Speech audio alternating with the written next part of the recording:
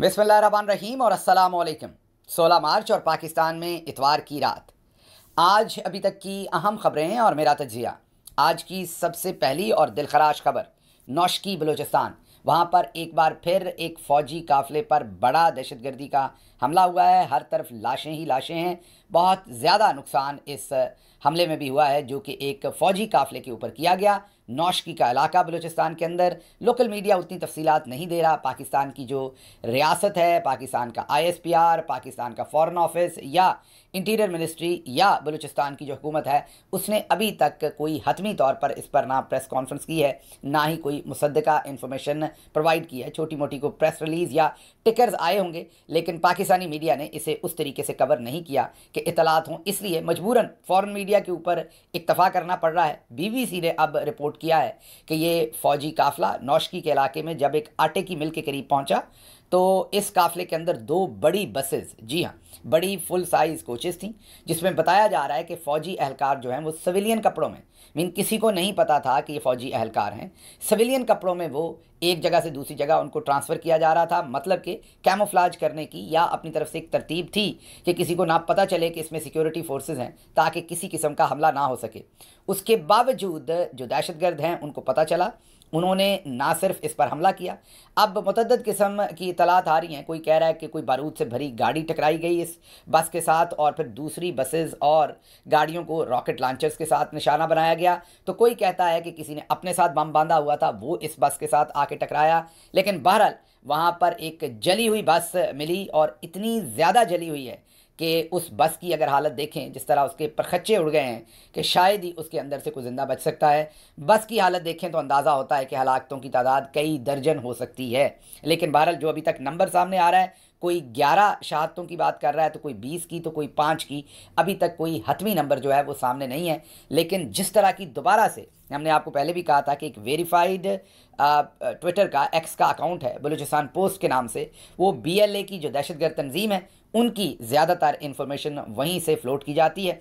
उन्होंने इन्हीं बसों के बारे में, इससे पहले के बाद मीडिया पर आती है, उन्होंने पहले ही वीडियो जारी कर दी जिसमें वाज़े तौर पर उन्होंने इस बस को अटैक होते, रॉकेट लॉन्चर्स, धमाके और जलती हुई बस जो है वो दिखाई गई। और बाहर पड़ी जो शहादतें हुई इसमें, वो हमारे फ़ौजी एहलकार हैं या आम पाकिस्तानी हैं, उनकी जिनकी शहादतें हुई सिविलियन कपड़ों के अंदर, उनकी जो डेड बॉडीज़ हैं, उनके जस्दे खाकी हैं, उनकी भी वीडियोज़ उन्होंने जारी की। मतलब कि ना सिर्फ वो दहशतगर्दी करते हैं, निशाना बनाते हैं, बल्कि उनकी एक टीम पीछे से प्रॉपर तरीके से ट्रेंड है। जाहिर है उनको प्रॉपर इसके ऊपर मुकम्मल मैं यही कहूँगा कि मुआवनत फ़राहम की जा रही है। वो बैरून मुल्क से है, अंदरून मुल्क से है, वो काम तो हमारी इंटेलिजेंस एजेंसीज़ का है फाइंड आउट करना। लेकिन वो वीडियो भी बनाते हैं और फिर उसे बड़े माहिराना तरीके से एडिट करके, बहुत ही ग्राफिक्स इस्तेमाल करके, उसके अंदर जदीद टेक्नोलॉजी इस्तेमाल करके, उसके पीछे साउंड ट्रैक्स लगा के उनको बलूचिस्तान पोस्ट के ऊपर बहुत ही कलील मुद्दत के अंदर उसे पोस्ट किया जाता है। ये सारी कोऑर्डिनेशन और सिंक्रोनाइजेशन बहुत कुछ बताती है कि इसके पीछे बहुत कुछ है, लेकिन हमने चुप साध रखी है, हम इस पर बात नहीं करते। हम क्या कर रहे हैं, आगे चलते हैं। आज फिर 2 दिन पहले, आपको पता है 2 दिन तो नहीं, 4-5 दिन पहले हमने बलूचिस्तान की जो ट्रेन थी जिसमें 440 टोटल अफराद थे और बहुत सारे फ़ौजी एहलकार थे, जिसके बारे में कल ही हमने आपके सामने खबर रखी थी कि अब BLA की दहशतगर्द तंजीम ये कहती है कि हमने 214, जी हाँ 214 यरगमाली फ़ौजी एहलकारों को शहीद कर दिया है, कत्ल कर दिया है। तो ये हमने कल ही आपके सामने खबर रखी। आज दोबारा हमें अपने फ़ौजी एहलकारों की लाशें, उनकी शहादतें उठाना पड़ी हैं जिनको टारगेट किया गया है। अब ये हालात आपके सामने। आगे चलते हैं, अब आपको KP लेके चलते हैं। कल पिछले व्लॉग में भी हमने आपको KP की और बलूचिस्तान के मुतअद्दिद दहशतगर्दी के वाक़यात एक ही दिन में बताए।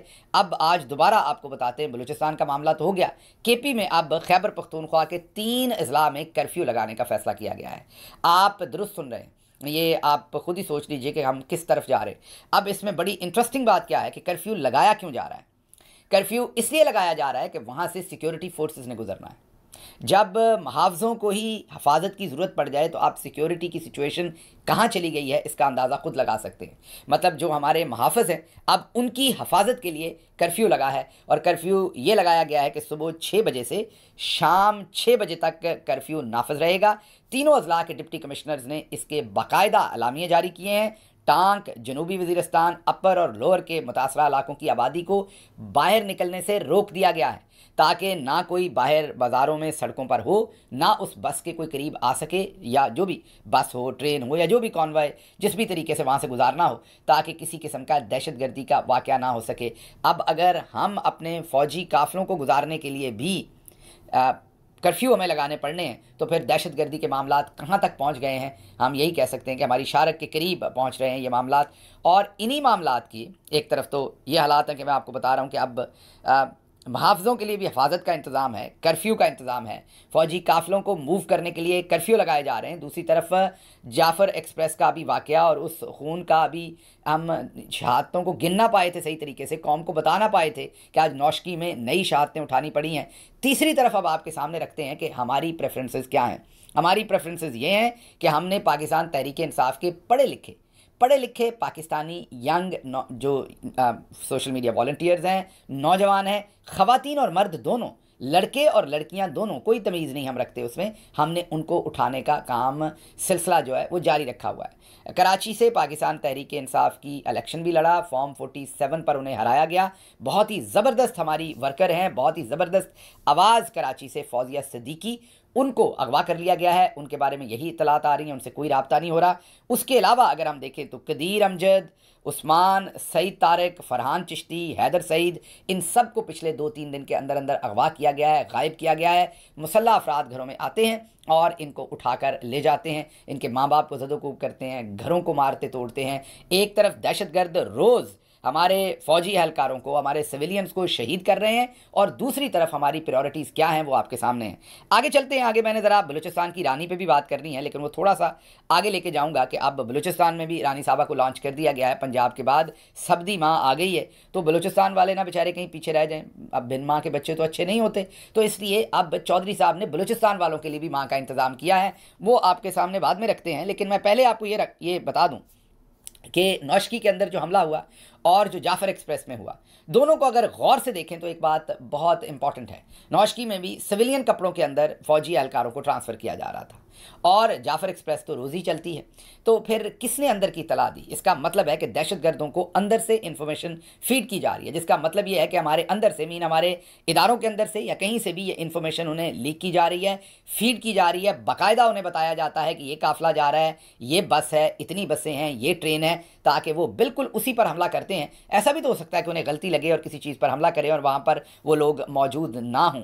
इससे पता चलता है कि हमारा कितना बड़ा इंटेलिजेंस फेलियर है। हमारे DGISPR 2 दिन पहले बता रहे थे कि कोई इंटेलिजेंस फेलियर नहीं है, हम बहुत सारी कामयाबियां भी ले रहे हैं जिसका जिक्र आप नहीं करते। हम बिल्कुल जिक्र करते हैं हजूर आपकी सारी कामयाबियों का, बल्कि कामयाबियां तो फैली पड़ी हैं इस वक्त, लेकिन कुछ सवालात भी हैं। एक बहुत ही सीनियर जो बलूचिस्तान के अंदर किसी ज़माने, उन्होंने मुझे एक सवाल भेजा है, बहुत ही सीनियर वो शख्सियत है, उन्होंने एक सवाल भेजा मुझे कि ज़रा ये सवाल पूछिए कि जाफ़र एक्सप्रेस के आगे, एक जाफ़र एक्सप्रेस नहीं बल्कि हर वो ट्रेन जिसमें ऐसी कोई सेंसिटिविटीज़ होती थी, उसके सामने एक डमी ट्रेन चलाई जाती थी, ज़्यादा सिक्योरिटी का इंतज़ाम किया जाता था, चोटियों के ऊपर ज़्यादा इंतज़ाम होता था FC का, ये सब कुछ क्यों नहीं किया गया? डमी ट्रेन आगे क्यों नहीं चलाई गई? ये इतनी ज़्यादा नाअहली क्यों की गई है कि हमने अपने लोगों को, और ये मैं नहीं कह रहा, ये दोबारा मैंने आपको कहा कि बहुत ही एक सीनियर ऑफिसर जो हैं उन्होंने ये सवाल मुझे भेजा है। आप ही के उस्ताद होंगे बहुत सारों के, आप ही के वो मेहरबान होंगे, उन्होंने ये सवाल भेजा है कि ये ज़रूर पूछिए, इसलिए मैंने ये सवाल पुटअप किया है आपके साथ। अब ज़रा अगली खबर की तरफ बढ़ते हैं, और वो खबर भी इसी खबर में से निकलती है, या वो तज्जिया भी इसी खबर में से निकलता है। आपने देखा कि जाफ़र एक्सप्रेस में कितनी शहादतें हुई, अब नौशकी में हुई, उससे पहले KP में हुई, लेकिन आपको उन एहलकारों के जनाज़ों पर कहीं भी शहबाज शरीफ या आर्मी चीफ नज़र नहीं आ रहे। मैं कोई ताना नहीं दे रहा, लेकिन मैं आपको सिर्फ याद करवा रहा हूँ कि 26 नवंबर को जब हाशिम अब्बासी, एक ऐसा शख्स जिसकी तहरीक इंसाफ के साथ कोई लेना देना नहीं था, उसकी गाड़ी के नीचे रेंजर्स एहलकार आकर कुचले गए, शहीद हो गए, तो उनके जनाज़ों पर आर्मी चीफ भी आए, उनके जनाजे पर शहबाज शरीफ भी आए, ताबूत में से दीदार भी किया गया, तस्वीरें बनाई गई, जनाजे को कंधा दिया गया और कहा गया कि इसका हम बदला लेंगे। तो अब समझ नहीं आती कि जनाज़ों में भी हमारी प्रायोरिटीज़ हैं या वहाँ भी हमारा सियासी बयानिया है। जो फिट होता है वो जनाजा हम अटेंड करते हैं, जो नहीं होता वो अटेंड नहीं करते। तो अब मुझे शहबाज शरीफ और आर्मी चीफ क्यों नज़र नहीं आ रहे? मेरी उनसे गुजारिश है कि इनके साथ भी, दहशतगर्दों के साथ भी सख्त सख्त सलूक किया जाए। वो तो वहाँ पर हाशिम अब्बासी को तो अब ज़मानत दे दी है 3 महीने अंदर रख के, और मैंने कभी ज़मानत के ऊपर एतराज़ नहीं किया। वो अदालत का काम है, अदालत ने जो भी फ़ैसला करना है। लेकिन कुचला हाशिम अब्बासी ने था और सर खोले थे गोलियां मार के पाकिस्तान तहरीक इंसाफ के वर्कर्स के, लेकिन यहाँ पर हमें वो सब कुछ मिसिंग नज़र आता है। अब चलते हैं अगली साइड की तरफ, या अगली जो इसी में से एक स्टोरी निकल रही है उसकी तरफ, कि अब बलूचिस्तान की माँ जो है उसको लॉन्च कर दिया गया है। सब्दी माँ आ गई है। पंजाब के पास माँ थी तो बलूचिस्तान के पास माँ ना हो तो फिर ये तो ज़्यादती है। मतलब ये तो एक सुतेलापन होगा कि पंजाब के लोगों के लिए डिफरेंट अरेंजमेंट और बलूचिस्तान के लोगों के लिए डिफरेंट अरेंजमेंट। तो फिर हमने अब बलूचिस्तान के लिए भी वही इंतज़ाम किया है। नाम है फराशा, काम वही है जो हमारी बाजी मरियम नवाज़ का है, प्रोटोकॉल वही है, उठान वही है, आपको हम कैमरे पर दिखाएंगे, और कार्रवाई भी वही है। उन्होंने हाल ही में असम्बली के अंदर एक तकरीर की है जिसमें उन्होंने अदील साहब ने पिछले दिनों एक तज्जिया दिया था ड्रामा अहद वफ़ा के ऊपर, जो हमने आपको सुनवाया भी था, जिसमें उन्होंने कहा था कि ऐसा क्यों हो रहा है कि अहद वफ़ा के अंदर जनरल साहब भी अच्छे, जनरल साहब की बेगम भी बहुत अच्छी, जनरल साहब का बेटा भी अच्छा, उस बेटे की गर्लफ्रेंड भी अच्छी, और बेटे का कुत्ता भी अच्छा। दूसरी तरफ जो सियासतदान है वो भी बुरा, उसका अपना करैक्टर भी बुरा, उसके बाप का भी बुरा, उसके दादा का भी बुरा, उसकी बीवी भी अनपढ़ सी, उसकी माँ भी बेवकूफ़ सी। तो ये वैसा ही सूरत हाल इनकी तकरीर में से नज़र आती है। बड़ी इन्होंने धुआंधार किस्म की तकरीर की बलूचिस्तान असम्बली के अंदर फराज शाह साहबा ने, जो कि जिनको इस वक्त बलूचिस्तान की रानी भी कहा जा रहा है या बलूचिस्तान की माँ भी कहा जा रहा है, और ये भी लॉन्च हुई हैं और भरपूर लॉन्च हुई हैं। उन्होंने एक भरपूर तकरीर की और उस तकरीर में सब कुछ था, उस तकरीर के अंदर सब कुछ था, लेकिन जो असल हकीकत थी वो नहीं था। उस तकरीर में कहा गया कि इसमें सरदार ज़िम्मेदार हैं, इसमें सियासतदान ज़िम्मेदार हैं, लेकिन उन सियासतदानों को लाता कौन है उसका जिक्र नहीं होता। मसलन फराज शाह लॉन्च हुई हैं और आज वो बलूचिस्तान गवर्नमेंट की तर्जुमान भी है, मेंबर असम्बली भी हैं, भरपूर तरीके से उनका प्रोटोकॉल भी है। अब बलूचिस्तान की आवाम ने तो सालार काकड़ और सदाम तरीन को मुंतखब किया था। बलूचिस्तान की आवाम ने एहतसाब तो उनका करना था, बलूचिस्तान की आवाम ने वोट तो उनको डाला था। फिर ये कौन है जिन्हें सदाम तरीन और सालार काकड़ से ज़्यादा अच्छा कोई और लगता है, मेहनती कोई और लगता है? उन्हें लगता है कि सालार काकड़ और सदाम तरीन शायद अपने आप को कैरी अच्छा नहीं करेंगे, शायद तकरीर अच्छी नहीं करेंगे, इसलिए मरियम नवाज साहबा के बारे में पता चला कि कैरी बहुत अच्छा करती हैं, तकरीर बहुत अच्छा करती हैं, और अब फराज शाह साहबा के बारे में पता चल रहा है कि वो भी कैरी बहुत अच्छा करती हैं, तकरीर बहुत अच्छी करती हैं। तो अब किसने बदला है सालार काकड़ और सदाम तरीन की सीट को, या उनकी रिप्रेजेंटेशन को बदल के किसने फराज शाह को वो रिप्रेजेंटेशन जो है वो मुहैया किया, उसका जिक्र फराज शाह साहबा ने नहीं किया। ये हमारे जो जनरल साहबान हैं, ये अच्छी स्ट्रेटजी है, ख़वातीन को ही लॉन्च कर दो ना, ताकि अब अगर जो मैं भी तनकीद कर रहा हूँ उसके ऊपर औरत कार्ड खेल दिया जाए, बेशर्म कह दिया जाए देखें ये क्या बात हो रही है। आसान तरीका है, लेकिन इसमें एक और चीज़ है, आप गौर करें, सहाफ़ी हों, जज हों, वकील हों, एक्टर हों, एक्ट्रेसेस हों, क्रिकेटर हों, कारोबारी लोग हों, सबके सबको हमने अपना टाउट रखा हुआ है, और वो जब मर्ज़ी होती है अदील साहब वाली बात कि हम भी अच्छे, हमारा बेटा भी अच्छा, हमारी बीवी भी अच्छी और हमारा कुत्ता भी अच्छा, और बाकी तमाम के तमाम लोग जो हैं वो बुरे। ये नैरेटिव हमारा जब दिल करे, जिससे दिल करे वो हम दिलवा दें।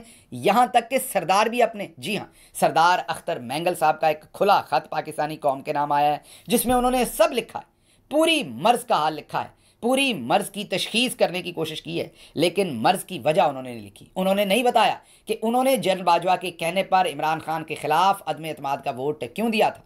उन्होंने ये नहीं बताया कि आज मुल्क जिस हालात में है उसका खून अख्तर मैंगल साहब के हाथों पर भी लगा हुआ है। अख्तर मैंगल साहब ने भी सारा वक्त, हाँ ये बात दुरुस्त है, मैं मानता हूँ कि वहाँ हालात ऐसे हैं कि उन्हें अक्सर इस्टेब्लिशमेंट के साथ ही मिलकर खेलना पड़ता है, लेकिन वो साइड पे तो हो सकते थे, इनकार तो कर सकते थे, लेकिन वो आज ख़त लिख रहे हैं, वो बलूचिस्तान के रिसोर्सेज का भी बता रहे हैं, रेकोडेक का भी बता रहे हैं, इसका भी बता रहे हैं, सब कुछ बता रहे हैं, बलूचिस्तान की महरूमियाँ बता रहे हैं, लेकिन ये नहीं बता रहे कि आप खुद भी उसमें शामिल रहे हैं और आपके साथ साथ चौधरी निज़ामुद्दीन ने ये सब कुछ करवाया है आपसे, वो नहीं बता रहे। वही फराज शाह वाला ही काम है, लेकिन थोड़ा सा तरीका डिफरेंट है, टोन डिफरेंट है। आप ज़ाहिर एक्सपीरियंस है, फराज शाह साहबा की अभी नई उठान है, उनका नया मजाज है, तो उनका तरीका जो है वो ज़रा थोड़ा सा डिफरेंट है। अच्छा जी, आगे चलते हैं।